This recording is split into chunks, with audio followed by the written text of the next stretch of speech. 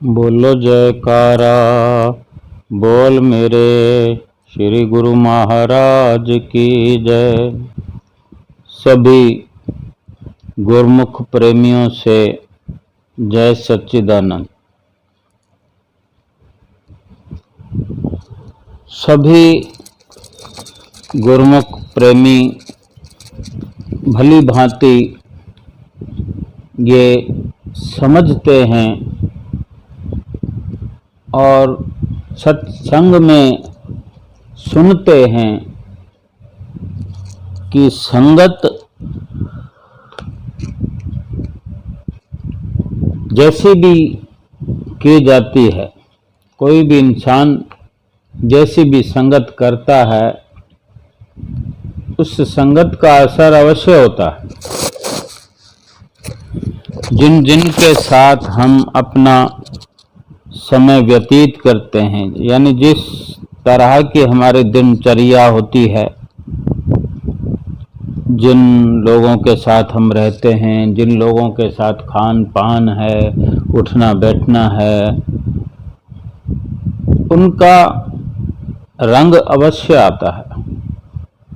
या बहुत बड़ा एक जीवन का हिस्सा या फिर एक परिपक्वता संगत की हमारे अंदर आ जाए, जिस तरह संतों महापुरुषों का संग हमें मिल जाए, समय के संत सतगुरु की हमें जिस प्रकार शरण मिली हुई है, श्री गुरु महाराज जी की संगत सोहबत मिली हुई है, और हर प्रकार से अंदर से बाहर से घर में, कुटिया आश्रम में, श्री आनंदपुर में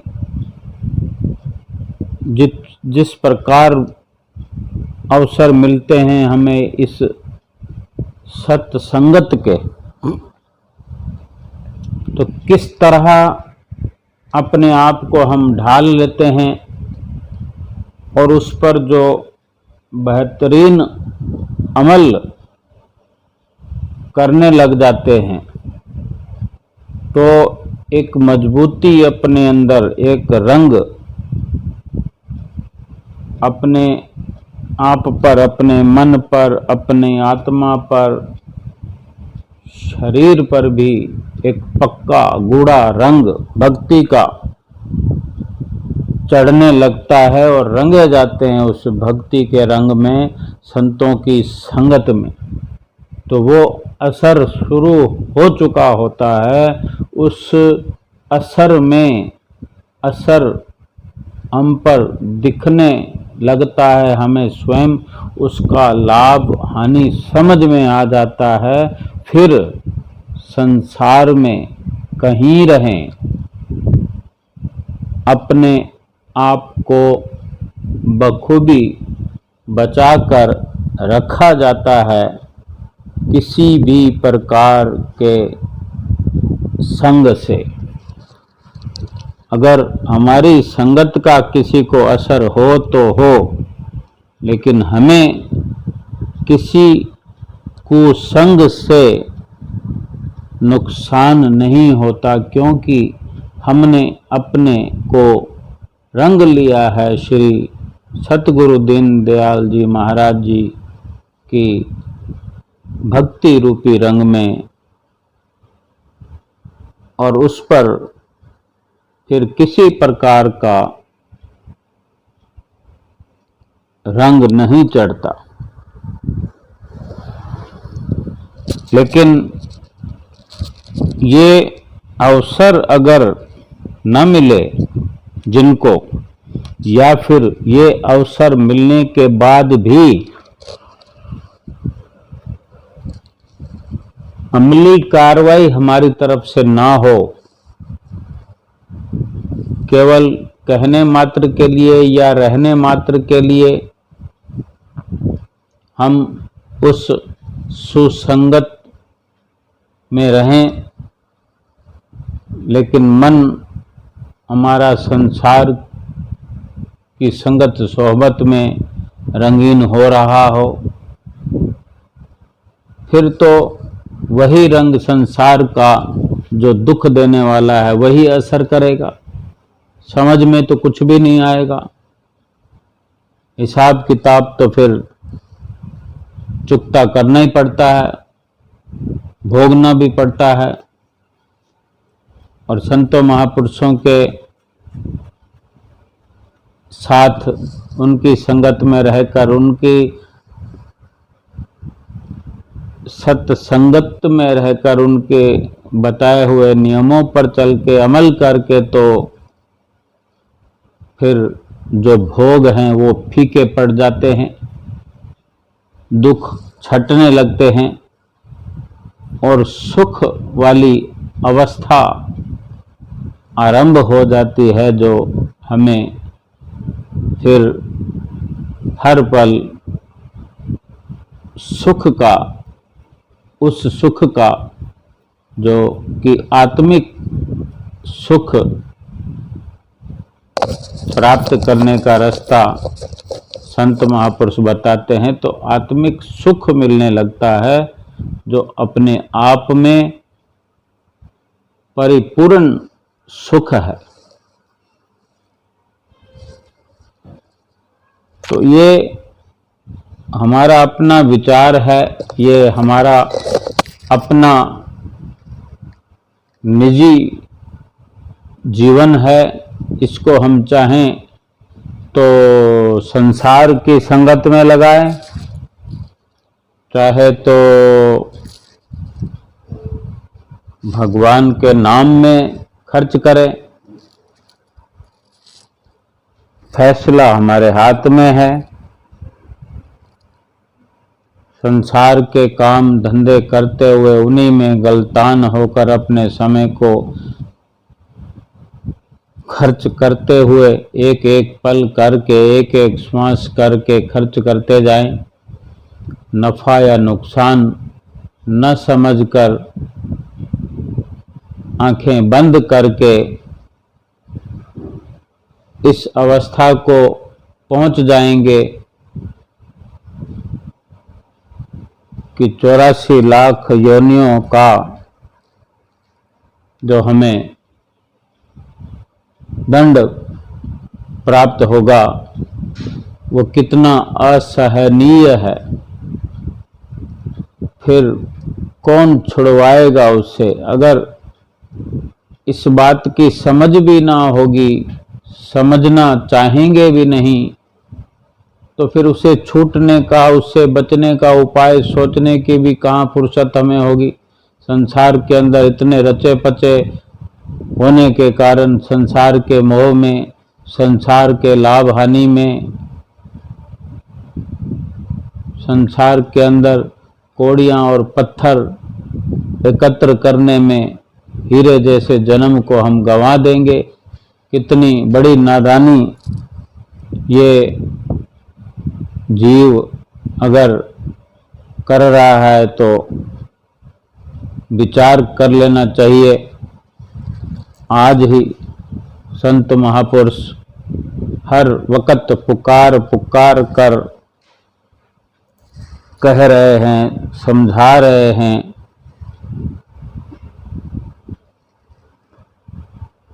एक दृष्टांत आता है कि एक बार एक शिकारी शिकार करने गया तो शिकार नहीं मिला और थकान हो गई। थकान हुई तो एक वृक्ष के नीचे आकर सो गया। हवा बड़ी तेज थी तो वृक्ष की जो छाया थी वो हवा के कारण वृक्ष के पत्ते डालियां जो इधर उधर हिलते थे, वो हिलने के कारण एक अति सुंदर हंस उड़कर जा रहा था। तो उस हंस ने देखा कि एक व्यक्ति बेचारा परेशान हो रहा है और वो जो डालियां हिलती थी तो उसके कारण जो धूप थी वो धूप उन डालियों और पत्तों में से निकलकर उस शिकारी पर पड़ रही थी। तो वो उस हंस ने देखा कि ये व्यक्ति दुखी हो रहा है।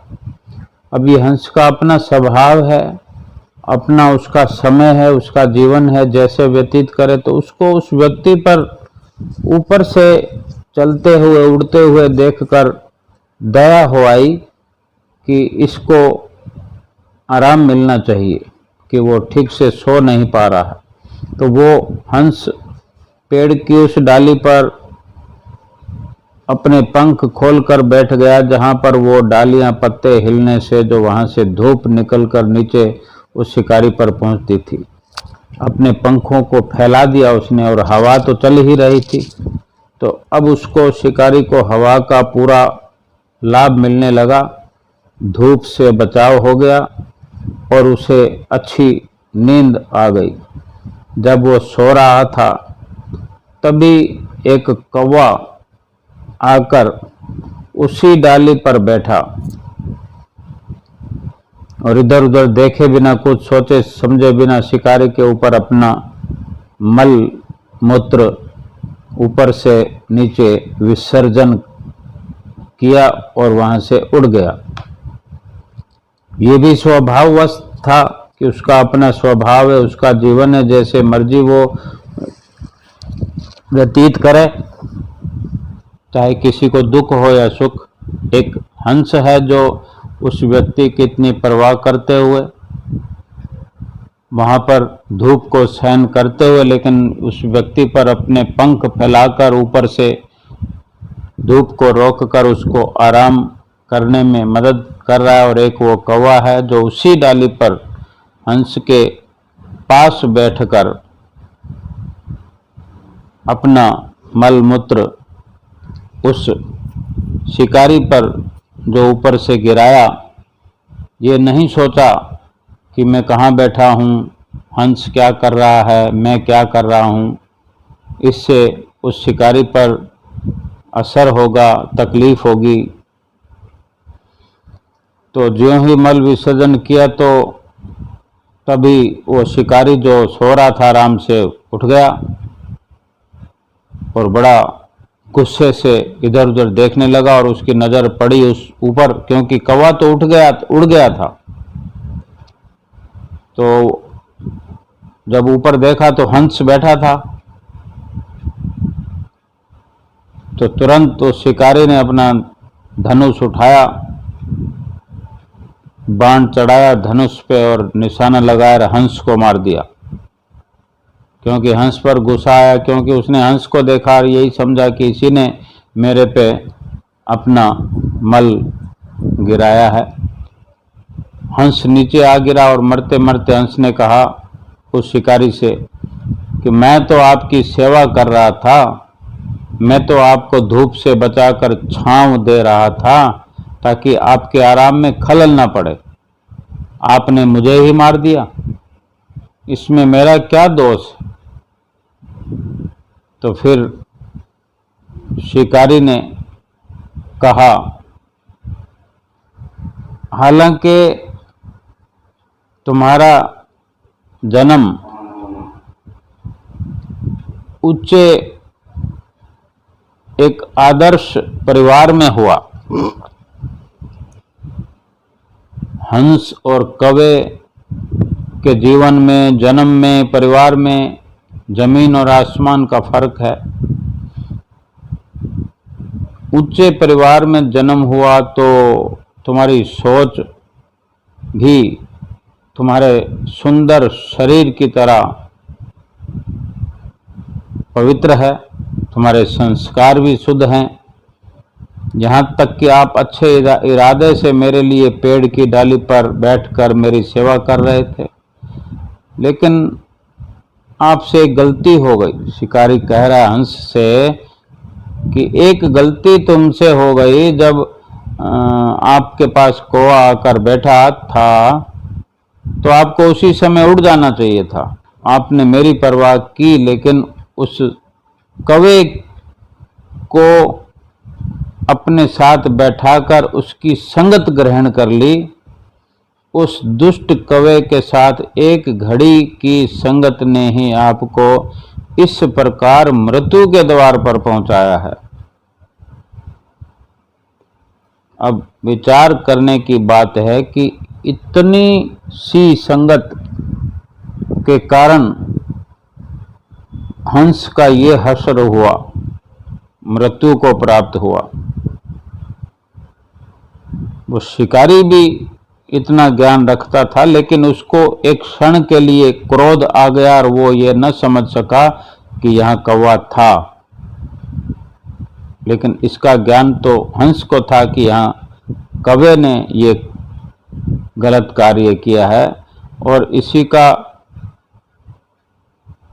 शिकारी को भी हंस ने एहसास दिलाया कि जो कार्य कौवे ने किया है उसी की सजा मुझे मिली। तो थोड़ी सी गलती उससे हुई, थोड़ी सी गलती इससे हुई, तो दोनों के, शिकारी का कर्म बन गया। बिना सोचे समझे उसने बाण चला दिया, थोड़े से आराम में खलल पड़ने के कारण। और हंस से गलती कुछ नहीं हुई, लेकिन संगत गलत होने से इतना बड़ा परिणाम उसको भोगना पड़ा। संगत ने हमें तराना है, संगत ने डुबोना है। सोच समझकर हमने जीवन में अपने सोच कर किसी से बात करनी है, सोच समझकर किसी के साथ रहना है। अपने जीवन का एक एक पल विचार करके और अच्छी तरह से समझते हुए केवल और केवल अधिक से अधिक परिपूर्ण संत सत्पुरुषों की संगत सोहबत में खर्च करना है। हम तो इतने भाग्यशाली हैं, सौभाग्यशाली हैं कि हमारी इस जिह्वा से वर्णन नहीं हो सकता। इस बात की कदर करते हुए, अपने आप को खुश नसीब समझते हुए कि श्री आनंदपुर दरबार की शरण मिली है, श्री परमहंसों का हमें हर पल साथ मिला हुआ है, हर पल उनकी भक्ति की सौगात हमको मिलती है। हमको क्या करना है? केवल कहना ही तो मानना है, उनकी आज्ञा पर चलना है, और बाकी सब कुदरत अपने आप करती है। अगर हंस कौवे की संगत से दुखी हो सकता है, लेकिन हम अपने आप को हंस समझते हैं, क्योंकि मनुष्य जन्म से बड़ा कीमती और कोई जन्म नहीं है। तो हमें कौवे रूपी, कौवे की तरह विचरण करने वाले संसारी जो कि भजन भक्ति से दूर हैं, उन संगतियों की संगत करने के बजाय परमहंसों की संगत हमें मिली है, श्री परमहंसों का साथ मिला है। हम अपने आप को हंस समझ सकते हैं, क्योंकि हमें परमहंसों का दरबार मिला है, परमहंसों का प्यार मिला है। तो विचार करें, अगर परमहंसों की हमने संगत की है तो फिर किस प्रकार हमें कैसा लाभ मिलेगा, कैसा हम पर इस जीवन में परिणाम हमें मिलेगा, कितना बड़ा लाभ मिलेगा, हम गिनती में नहीं गिन सकते। हर वक्त ये विचार करते हुए कि कहीं हमसे चूक ना हो जाए, संसार में माया कदम कदम पर हमें वर्गलाने के लिए, भूलेखे में डालने के लिए, फंसाने के लिए अपने जाल में तैयार है कदम कदम पर, हर पल ये ख्याल करते हुए कि कहीं हमसे भूल ना हो जाए, कहीं ऐसा कार्य ना हो जो परमहंसों को हम पर अफसोस करना पड़े। हर वक्त हम पर उनकी प्रसन्नता बनी रहे। अगर श्री गुरु महाराज जी की प्रसन्नता हमें हर पल मिलती रहेगी तो इस मायावी संसार से बच निकलने में हमें कोई देर नहीं लगेगी। हमारी किश्ती को श्री गुरु महाराज जी ने इस महाभव सागर से पार कर देना है और लोक परलोक संवार देना है। बोलो जयकारा बोल मेरे श्री गुरु महाराज की जय।